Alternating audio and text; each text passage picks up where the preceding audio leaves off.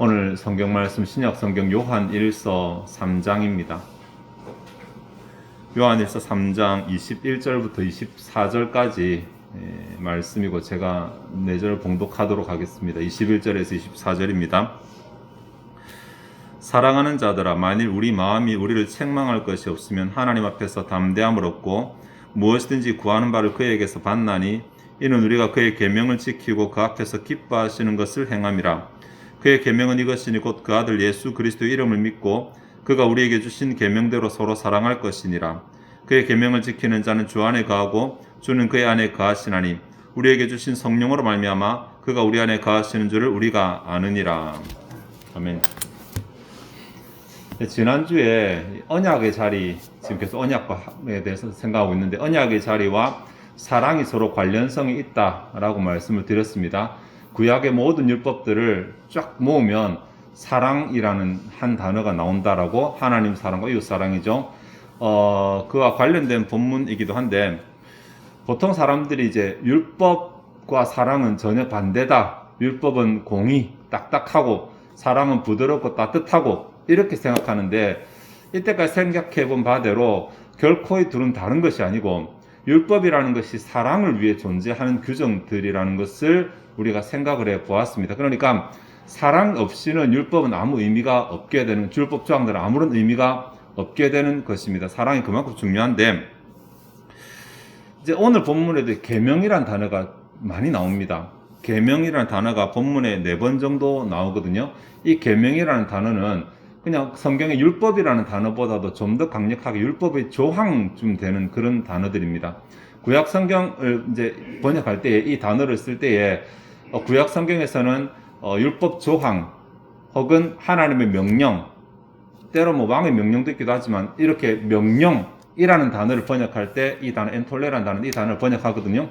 근데 이 단어가 말하는 사람 입장에서는 저 사람이 들어야 된다라는 의지가 굉장히 강하게 담겨 있고, 또 이 계명을 받는 사람 입장에서는 반드시 지켜야 되는 순종의 의무가 있는, 이런 좀 강력한 힘이 있는 단어입니다. 이 단어가 오늘 본문에 4번이나 나오는데, 사실 요한의 저작에 요한복음, 요한 1, 2, 3서, 요한계시록, 요한이 지었거든요.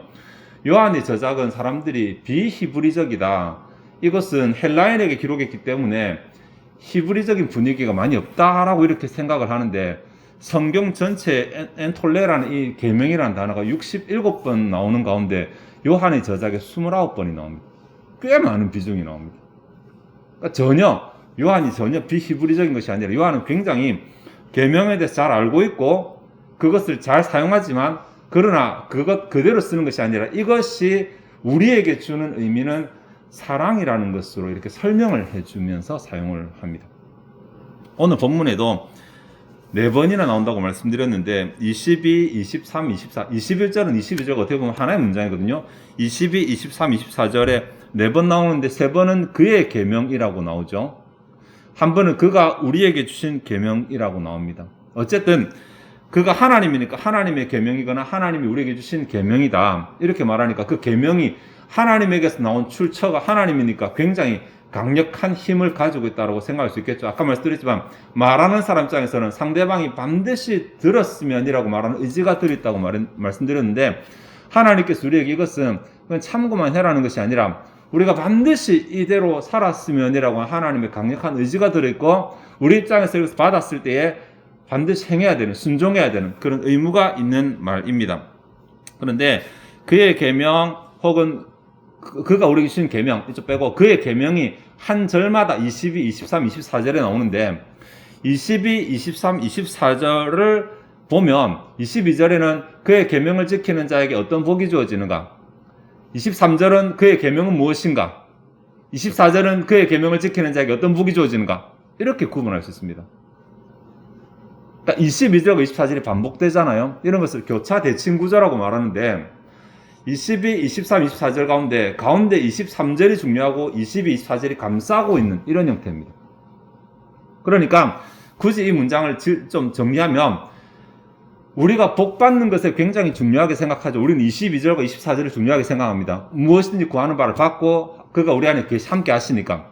그런데 그보다 더 중요한 것이 그의 계명이 무엇인지를 아는 것입니다. 그 23절에 사랑하는 것이라고 나오고, 물론 그리스도를 믿는 것도 나오지만 사랑하는 것이라고 조금 더 생각할 것입니다.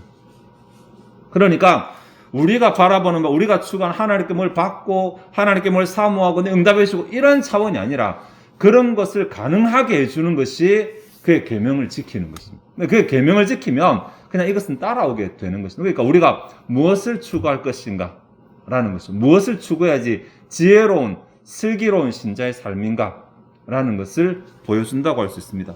또한 여기 23절, 22절, 23절 보면 그의 계명이 이제 3절에 나오고 다시 22절 보시면 우리가 그의 계명을 지키고 그 앞에서 기뻐하시는 것을 행함이라.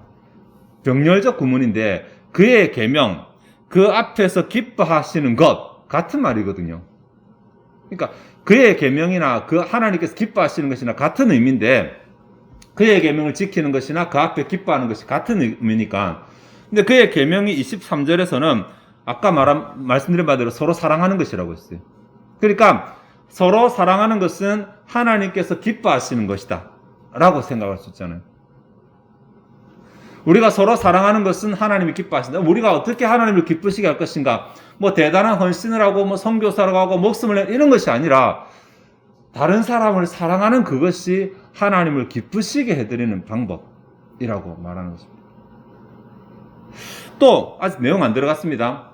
22, 23, 24절을 보면 어떤 것은 우리가 그의 계명을 지키면 어떻게 된다라는 얘기를 하고 어떤 것은 그의 계명을 지키라는 명령으로 나오고 이 자체가 언약적인 구조를 가지고 있습니다.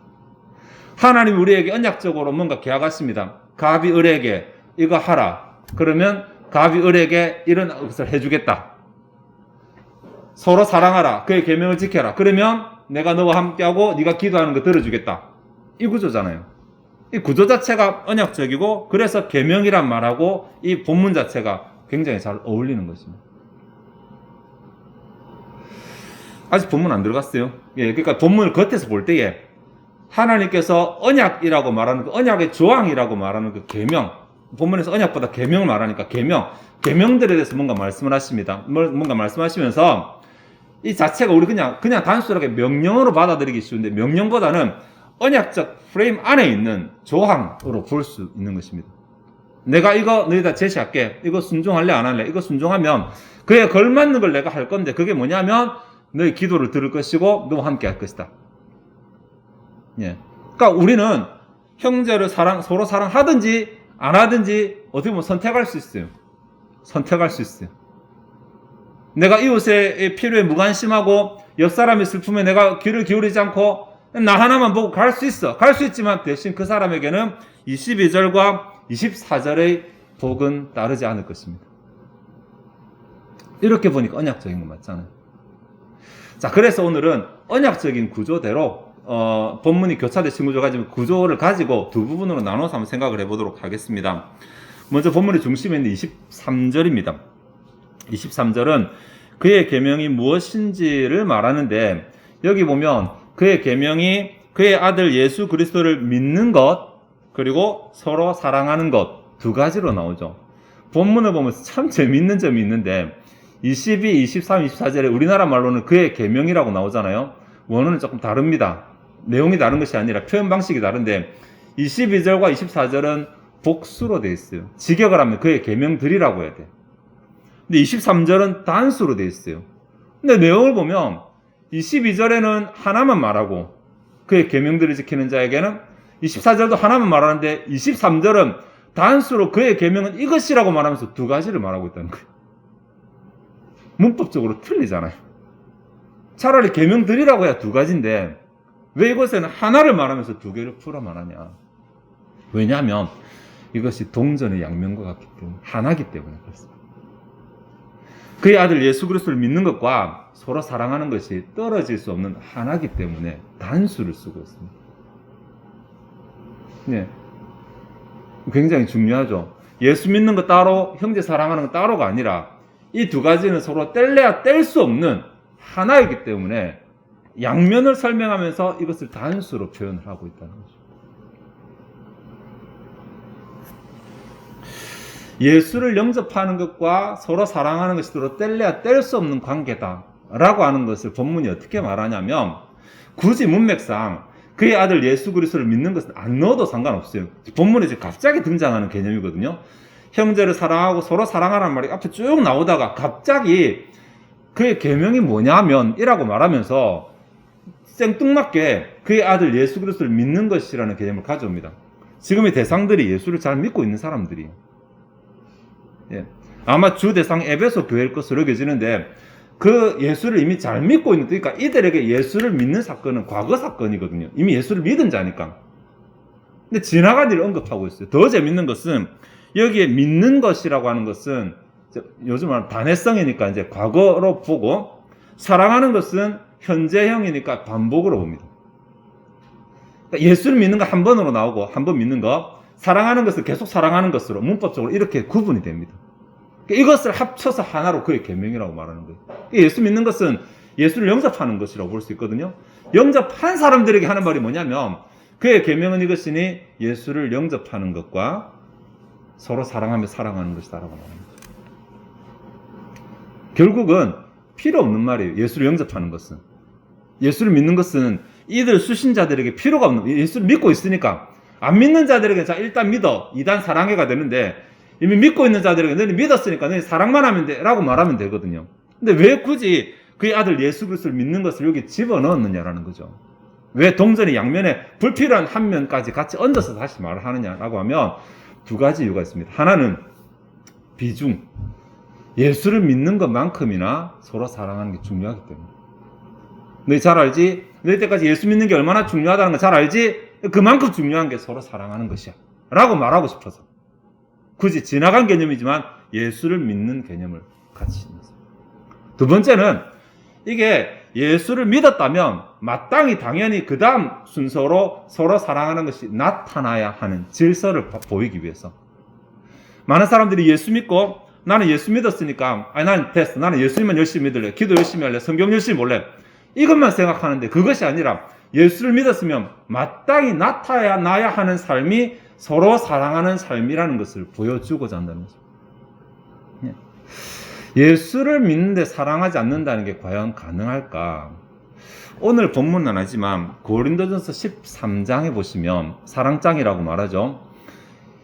1절 말고 2절, 3절, 1, 2절은 같은 내용이니까 2절에 사랑이 없으면 이라는 말이 이제 조건절이 마지막에 나옵니다. 3절에도 사랑이 없으면 이라는 조건절이 마지막에 나옵니다.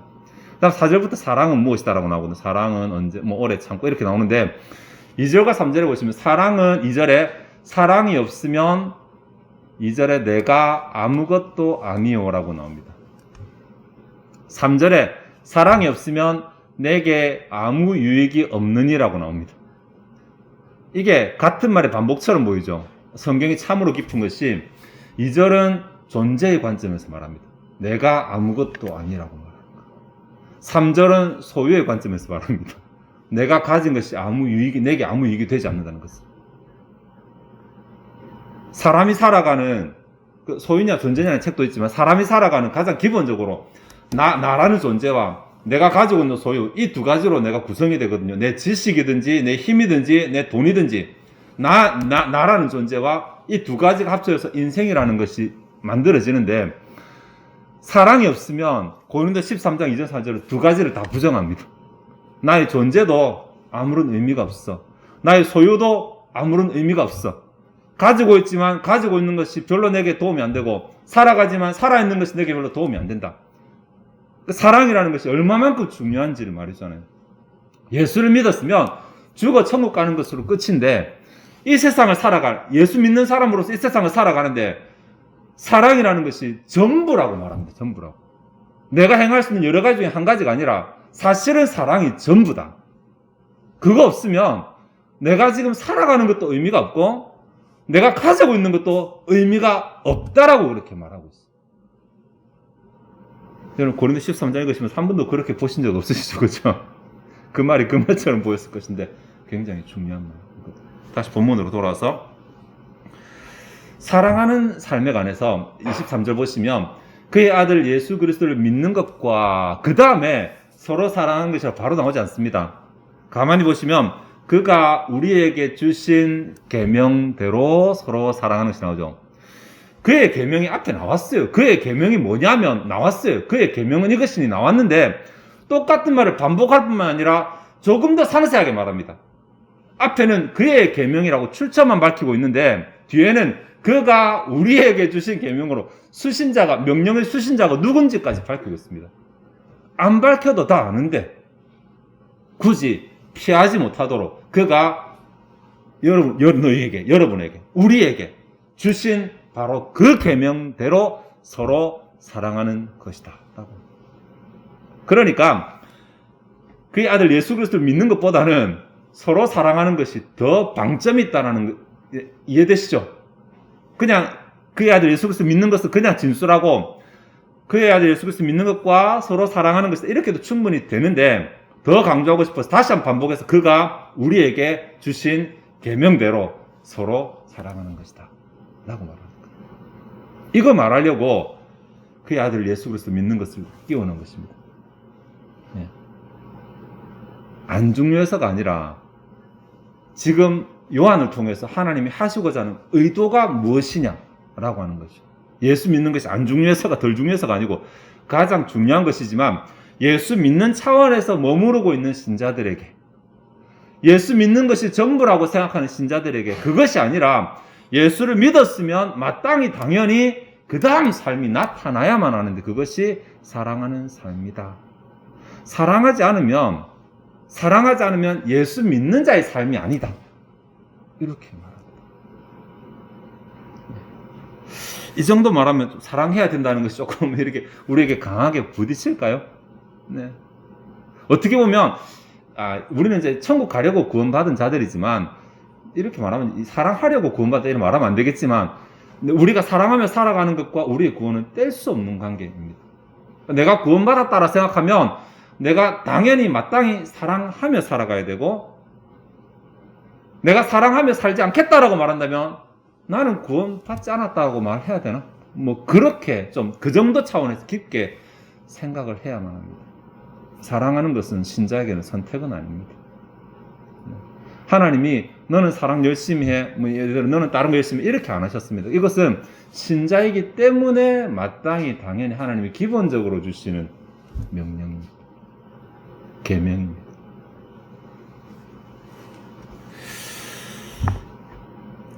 그러면 이제 22절, 24절 마땅히 사랑하며 살아야 되는데 이것도 부담스럽네요 라고 생각할 수 있죠. 그죠? 그래서 하나님이 계약은 항상 그 의무는 부담스럽습니다. 권리가 좀 복이 되죠. 그래서 하나님께서 우리가 그렇게 살아가는 것에 대해서 어떤 위로를 혹은 복을 주시는 것이 22절과 24절에 나옵니다. 22절에 무엇이든지 구하는 바를 그에게서 받나니라고 하는 부분인데 여기 구하는 이라는 단어와 받나니라는 단어가 이제 현재형입니다. 우리 한글 성경의 현재형은 지금이라는 개념이잖아요. 근데 헬라어나 히브리어 성경에서 현재형은 그것이 아니라 지속이라는 개념입니다. 반복이나 지속이라는 개념. 그래서 구하는 것도 반복적으로 구하는 것이고 받는 것도 반복적으로 받는 것입니다. 우리가 사랑하며 살아갈 때 하나님이 딱 한 번 기회 줄게. 네 평생의 소원 한 가지 말해봐. 이렇게 하시는 것이 아니라 내가 다른 사람을 사랑하며 살아갈 때 내가 필요할 때마다 구하고 구할 때마다 받아 누리는 이런 삶을 말하는 것입니다. 좋지 않습니까? 네. 어떻게 우리가 기대하는 삶 아닙니까? 하나님께 헌신 많이 하고 교회에서 봉사 많이 하고 이런 교회에서 봉사한다 차시가 사랑한다는 것인데 이렇게 하나님만 바라보고 하는 것이 아니라 하나님 때문에 다른 사람을 바라보는 것. 네. 하나님 때문에 내가 다른 사람을 섬기는 것, 하나님 때문에 다른 사람을 돕고, 하나님 때문에 다른 사람과 함께하고, 하나님 때문에 다른 사람 필요를 채우는 이 하나님 때문에 하는 사랑, 이런 삶이 하나님께 기도 응답을 받을 수 있는 방법이었던 것입니다. 왜 그것이 가능할까? 본문에 나오지 않지만 하나님 때문에 다른 사람을 섬기는 사람은 하나님을 인정 안 할 수가 없습니다. 이 사람 속에는 이미 하나님에 대한 신념이, 하나님의 살아계신 존재에 대한 신앙이 확고합니다. 그게 아니면 내가 시간을 손해보고 돈을 손해봐 다른 사람 섬길 이유가 없잖아요. 그렇게 한다는 자체가 그렇게 합니다. 물론 이때 말하는 게 내가 좋아하는 사람만 섬기고 이거 절대 아닙니다. 하나님 때문에 필요를 가진 자를 섬기는 것이지 내가 하고 싶은 상대를 하는 것은 아닙니다. 네, 그렇게 한다는 자체가 하나님 살아계심을 인정하는 것이고, 오늘 본 말씀대로 내가 이렇게 했을 때 하나님께서 그냥 나를 손해보게 안 하신다는 사실을 믿기 때문에 그렇게 하는 것이거든요. 그 믿음 때문에 기도 응답을 받게 됩니다. 그 믿음 때문에. 그래서 혹 여러분이 사랑하거나 누구를 섬길 때도 하나님, 저 하나님 때문에 합니다 라고 말하고 섬기세요. 말하고 신앙 고백하고 섬기세요. 그래 하나님 그 신앙대로 뭔가 하실 거 아니에요. 하나님 저 가만히 놔두면 저는 절대로 안 할 거 아시죠? 제 본성으로는 안 합니다. 그런데 저 하나님 때문에 합니다. 이런 섬김이 오늘 본문이 말하는 사랑의 섬김입니다. 사랑입니다. 네. 가만히 놔둬도 할 것 같은 사랑은 그것은 오늘 본문이 말하는 게 아닙니다. 네. 내가 천성적으로 남 돕는 게 좋아서 하는 거라든지, 아니면 저 사람이 좋아서 한다든지, 아니면 저 사람 섬겨서 내게 이득이 있을 걸 계산한다든지, 이런 것들은 오늘 본문이 말하는 그런 사랑이 아닙니다. 내가 해도 내게 돌아올 게 없는 사랑. 그죠? 너희 천부께서 갚아주신다고 약속하신 그런 사랑이죠. 네. 그럼 하나님이 갚아주십니다. 왜냐하면 난 하나님과 그렇게 계약을 맺었거든요. 네. 하나님 때문에 사랑합니다라고 하면 하나님께서 알았다. 그럼 네가 그것을 갖췄으니 나도 내 일을 하겠다. 그것이 네 기도 뭔데? 그래 뭐 들어주고 라고 이렇게 말씀하시는 거죠. 이 똑같은 내용이 21절 21 똑같은 내용이 요한일서 한 번 더 나오거든요. 마지막 마무리하는 요한일서 5장 14절에 보면 그를 향하여 우리가 가진 바 담대한 것이 이것이니 그의 뜻대로 무엇을 구하면 들으심이라 라고 하는 내용입니다. 네, 가스펠송이 된 내용인데 이것이 그냥 기도하면 들으시겠다는 내용이 아닙니다. 이것이 사랑하며 살아가는 자에게 주신 복이기 때문에, 계약 조건이기 때문에 그렇습니다. 네. 왜 굳이 3장에서 이렇게 설명했는데 5장에 다시 나왔냐면, 요한일서는 마지막 5장 마지막 부분이 요한일서 앞에 모든 내용들을 딱 정리하면서 요약을 하면서 마무리를 하거든요. 그러니까 요한일서 가운데 있던 중요한 몇 가지 개념들을 마지막에 정리를 하면서 이렇게 딱딱딱 짧게 요약을 합니다. 그 중에 하나가 3장 21절과 22절의 내용이라는 것입니다. 그만큼 중요하다는 것입니다. 네. 우리가 사랑하며 살아갈 때에 우리가 어떤 복을 받는지, 네. 복이라고 말하니까 지금 뉘앙스대로 하나님과 계약 조건이 무엇인지, 계약 조건이. 자녀들도 예를 들어 뭐 집에서 청소하면 용돈 얼마 줄게, 이것도 계약이잖아요. 부모와 자녀 간의 계약. 뭐 이번에 시험 잘 치면 뭐 해줄게, 이것도 계약이거든요. 계약. 네. 그거 안 해주면 안 되잖아요. 했을 때. 그거 안 했을 때는 해줄 필요가 없잖아요. 너 그거 안 했으니까 나도 안 한다 되잖아요. 그렇게 하나님과 우리 사이의 계약 조건인 것입니다. 우리가 이렇게 사랑을 하며 살았을 때에는 하나님이 우리에게 안 해주실 수가 없는 거예요. 기도 응답 안 해주실 수가 없는 거예요. 이보다 더 확실한 방법이 있을까요? 내가 몇 날 며칠을 철야하고 금식을 하고 이렇게 매달리는 것도 방법이지만 그거 하나님 안 들어주실 수도 있잖아요. 그거 나의 간절함을 보이는 것이지, 네가 몇 날 며칠 철야하면 내가 들어줄게라고 약속하신 적은 없거든요. 근데 이렇게 하면 들어줄게라고 약속을 하셨으니까 이게 굉장히 선명하잖아요. 하나님 때문에 사랑하면 내가 네 기도 들어줄게 라고 약속을 하고 있거든요. 다음 두 번째로 24절, 그의 계명을 지키는 자는 주 안에 가고 주는 그의 안에 가시다니. 그의 계명을 지키는 자는 문맥상 다른 사람을 사랑하며 살아가는 사람이죠. 그죠? 이웃을 사랑하는 사람에게는 그는 주 안에 가고 주는 그 안에 가신다 라는 말인데, 그가 주 안에 주가 그 안에, 이런 표현은 굉장한 친밀감을 나타내는 관용구입니다. 너희가 내 안에 내 말이 너희 안에 라고 말할 때 이게 딱 붙어 떨어지지 않는 친밀감. 그러니까 그냥 단순하게 임마누엘이라고 말하는데, 임마누엘이 신학적으로 구약에도 임마누엘, 신약에도 임마누엘, 오순절에도 임마누엘인데 이게 차이가 난다고 여러분 혹시 제가 말씀드렸는데 기억나실지 모르겠습니다. 구약의 임마누엘은 하나님이 이스라엘 가운데 성막 안에 가셨어요. 우리는 하나님 우리 가운데 함께 하시는 민족이다. 근데 그렇게 말하지만 정작 이 사람들은 성막에 들어가지도 못했어요. 마치 우리나라 청와대 안에 대통령이 있듯이 우리나라 대통령이지만 나는 평생에 뭐 가도 볼 일 없는 이런 관계임에도 불구하고 개념상 우리와 함께입니다. 예수님이 땅에 오셨어요. 임마누엘 하셨거든요. 임마누엘 했을 때 예수님께서 사람들 사이에 막 다니셨어요. 가면 볼 수는 있어요. 가면 볼 수 있지만 안 가면 못 봐요. 낮에 가서 보고 집에 밤에 올 때 또 못 봐요. 이런 임마누엘. 근데 오순절 이후에 임마누엘은 성령이 우리 안에 가십니다. 그래서 내가 어디를 가더라도 성령이 따라다니십니다.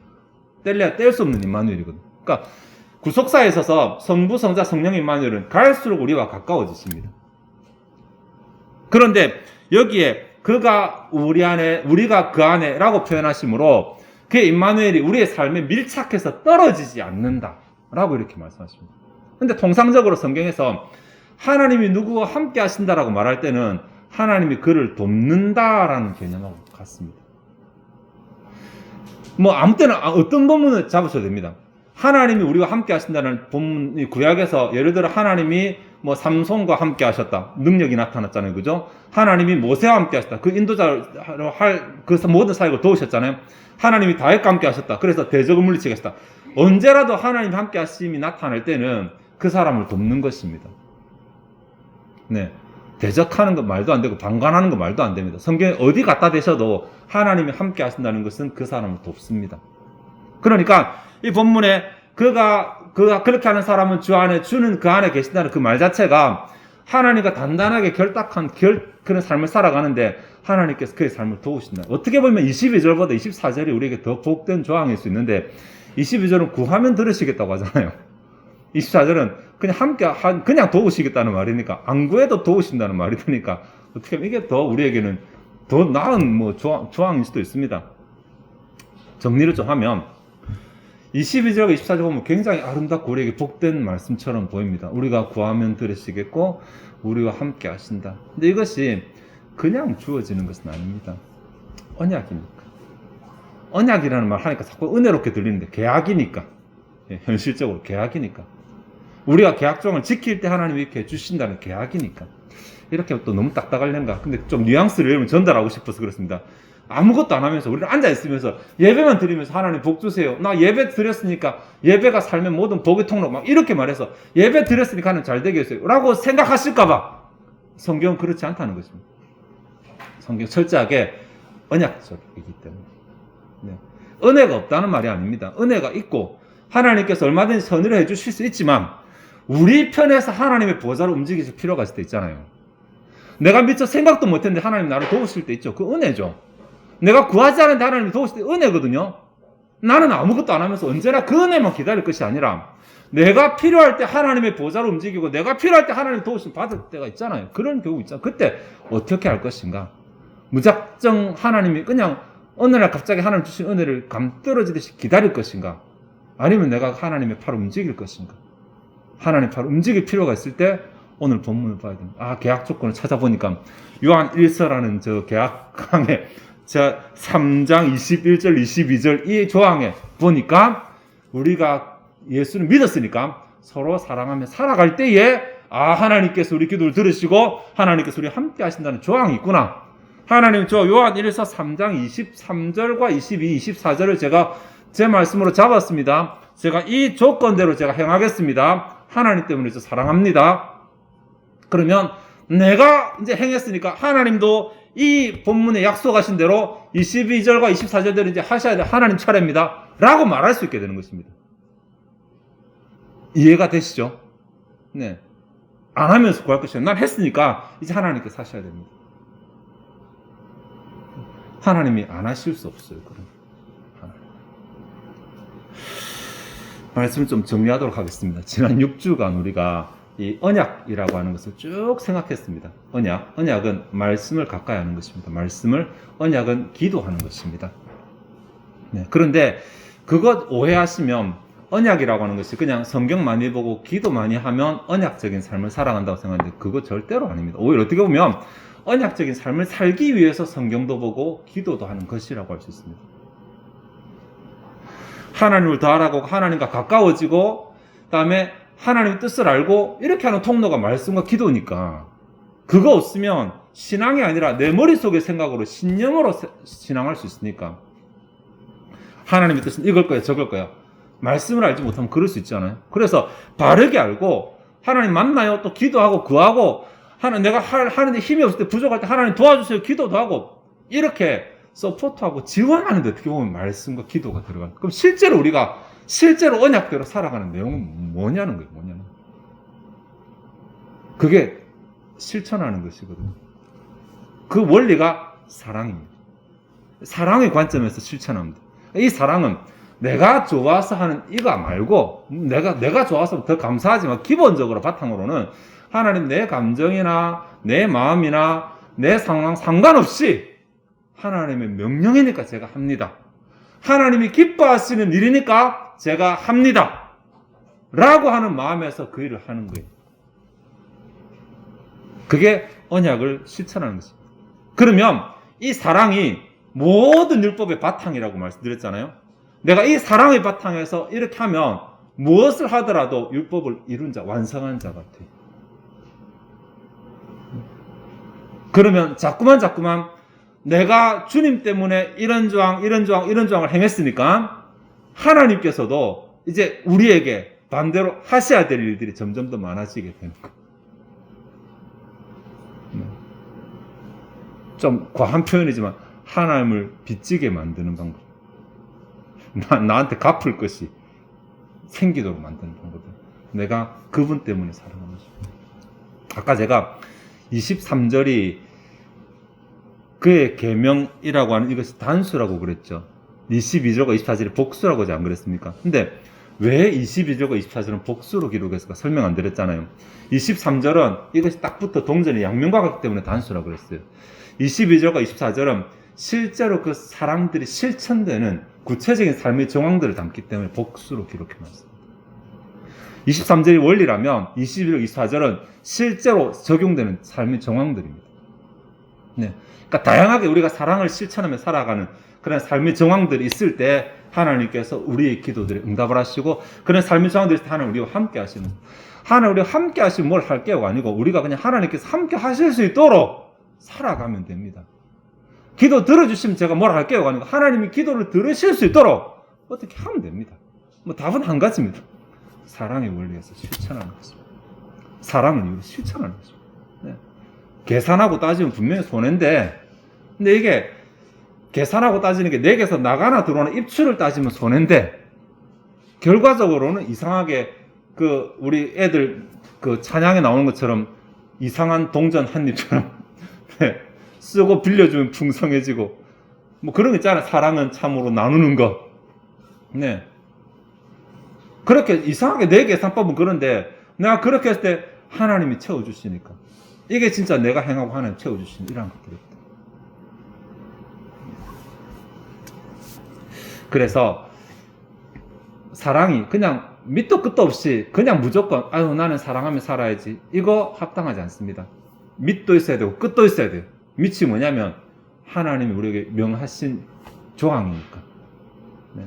거기에 순종해서 사랑해야 돼요. 끝이 있어요. 끝이 뭐냐면 이렇게 사랑하면 하나님 복 주시니까 이 문맥에서 사랑을 생각합시다. 하나님 명령하신 것이고 행하면 복 주시니까 이 문맥에서 하나님 때문에 사랑하고 그 사랑이 하나님이 내게 복을 주시는 그 씨앗이 되도록 그러한 삶을 살아가는 저 여러분 되시기를 바랍니다. 기도하시겠습니다.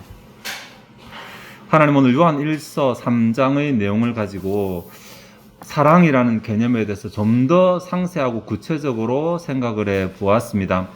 하나님 이웃을 사랑하는 것이 나의 선택이 아니라 하나님을 사랑하는 자가 반드시 나타나야 되는 혹은 예수를 믿는 자의 삶에 필연적으로 따라가는 동전의 양면과 같은 삶인 것을 알게 하셨고 또 우리가 사랑하며 살아가는 것이 여러 가지 이유 때문에는 의미가 없고 오직 하나님의 명령에 순종하는 하나님의 기쁘심 때문에 라고 하는 것만 가치가 있으며 우리가 그렇게 사랑할 때에 하나님께서 그 사랑하는 자에게 기도의 응답으로 또 임마누엘로 반응하시겠다고 약속하신 본문을 보았습니다. 이 복이 우리의 복이 될 수 있도록 이 조항을 내 것으로 삼아서 이 조항대로 하나님의 은혜를 경험할 수 있도록 주님 때문에 사랑하는 씨를 뿌리며 살아가는 제자들에게 성도들, 주의 자녀들 다 되게 도와주시옵소서. 하나님이 살아계신 줄을 믿는다면 지금도 동일하게 역사하시는 분이신 줄을 믿는다면 하나님의 말씀을 내 것으로 삼아 그거 품고 살아가는 자에게 하나님께서 반드시 응답하신다는 사실도 알게 믿을 것입니다. 이 믿음 가지고 순종하게 하시고 실천하게 하여 주시옵소서. 이 시간 주 앞에 준비된 예물을 드리고자 합니다. 우리의 마음이 즐거이 하나님을 헌신하게 하옵소서. 감사드리며 예수 그리스도 이름으로 기도합나이다. 아멘.